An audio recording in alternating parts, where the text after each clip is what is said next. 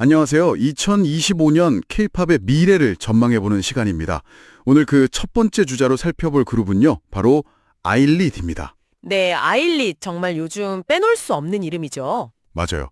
2024년에 매그네틱으로 정말 신드롬을 일으켰고 2025년에는 또 봄이라는 곡으로 다시 한번 차트 정상을 차지했어요. 네, 그렇죠.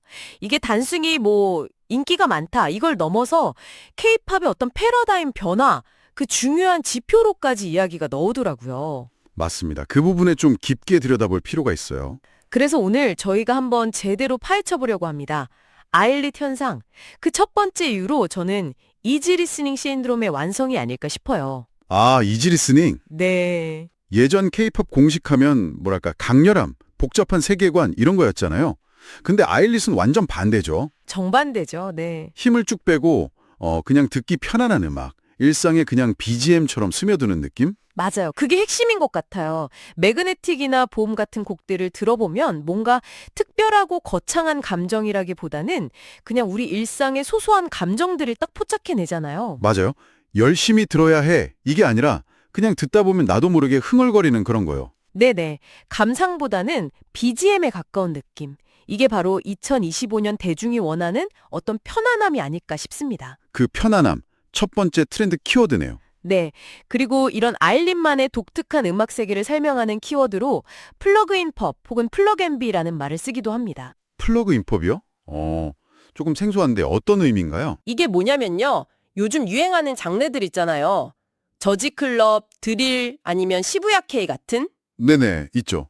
이런 장르들의 사운드 소스를 그냥 막 성든 게 아니라 마치 컴퓨터 프로그램에 플러그인 설치하듯이 딱 가져와서요. 아일릿 고유의 그 몽환적인 사운드 있잖아요. 거기에 아주 효과적으로 결합시키는 방식인 거죠. 아, 그러니까 여러 재료를 비빔밥처럼 섞는 게 아니라 필요한 사운드 조각만 딱딱 가져와서 아일릿 색깔 안에 넣는다는 거군요. 정확합니다. 예를 들면 매그네틱의 그 통통 튀는 808 베이스나 럭키걸 신드롬의 펑키한 기타 리프 같은 거요. 이게 요즘 유행하는 소스인데 아일릿 음악에선 날카롭지 않고 뭔가 몽글몽글하게 감싸안는 느낌으로 들리죠. 확실히 듣기 편하면서도 트렌디한 느낌이 있어요. 그렇죠. 막 일부러 고음을 지르거나 하지 않고 오히려 속삭이듯이 담담하게 부르는 보컬 스타일도 특징이고요. 하이라이트 부분에 보컬 샘플링을 마치 악기처럼 쓰는 것도 단조로움을 피하는 아주 영리한 방식이에요. 음악 스타일뿐만 아니라 가사나 퍼포먼스도 그런 자연스러운 분위기를 따라가는 것 같아요. 맞아요. 가사를 보면 정말 딱 10대 소녀의 엉뚱발랄한 속마음 일기장 훔쳐보는 느낌? 하하, 그런 느낌이죠.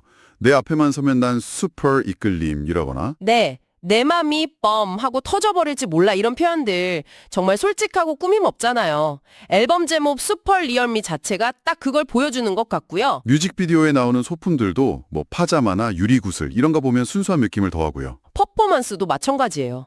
막 각 잡힌 클고무 이런 거 대신에 멤버들끼리 무대에서 장난치는 것처럼 자유롭게 움직이고 아, 맞아요. 그 손가락 까딱이는 안무 같은 거 정말 쉬워서 누구나 따라하기 좋잖아요. 네, 이런 있는 그대로의 자연스러움 이게 다 의도된 전략이라고 볼 수 있는 거죠. 의도된 무심함 혹은 자연스러움. 재밌네요. 이런 콘셉트에 또 Z세대 맞춤 마케팅에 결합돼서 시너지가 엄청났다고요? 네, 결정적이었죠.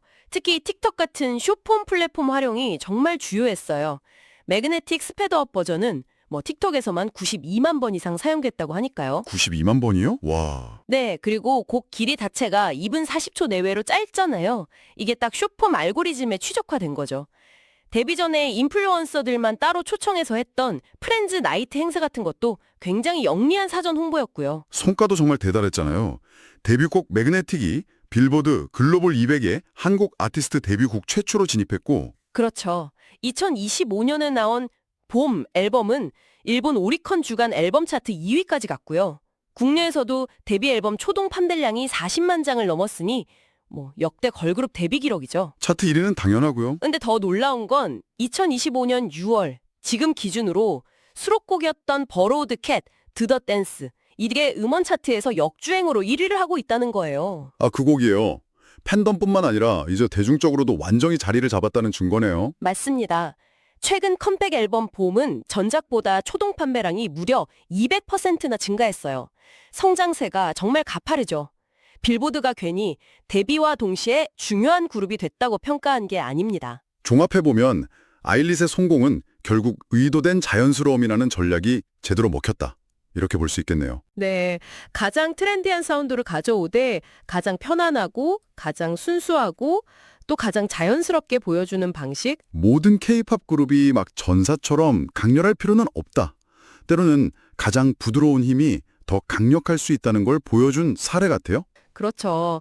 이제 앞으로의 관건은 이 독보적인 자연스러움과 순수함이라는 색깔을 어떻게 지켜나가면서 아티스트로서 더 성장하고 또 세계관을 확장해 나갈 것인가겠죠? 앞으로의 활동 계획 같은 것도 좀 나왔나요? 네, 2025년에는 일본이나 미국을 포함한 글로벌 투어를 좀 더 확대할 것으로 보이고요. 뭐 AI 캐릭터 같은 새로운 기술을 활용한 인터랙티브 콘텐츠 시도에 대한 이야기도 있어요.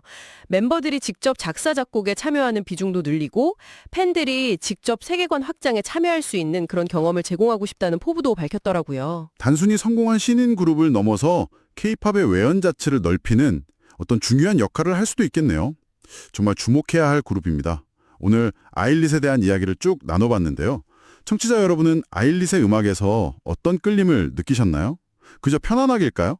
아니면 그 속에 숨어있는 10대의 솔직하고 엉뚱한 매력일까요? 한 번쯤 생각해 보시는 것도 좋을 것 같습니다. 다음 시간에는요. 보이후드팝이라는 독자적인 장르로 5세대 보이그룹의 새로운 기준을 만들고 있는 그룹이죠. 투어스에 대한 이야기로 돌아오겠습니다.